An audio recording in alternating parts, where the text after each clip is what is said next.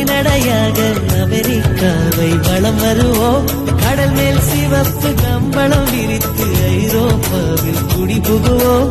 நம் காதலை கவி பாடவே செல்லியின் வைரனின் கல்லறு தோக்கத்தை கலைத்திடுவோம்.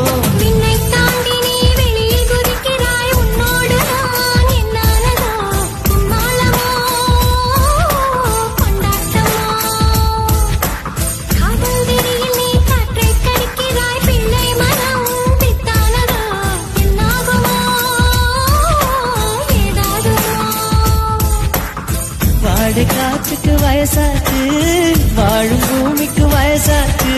கொடியுகம் போனால் என்ன, காதலுக்கு எப்போதும் வயசாகாது.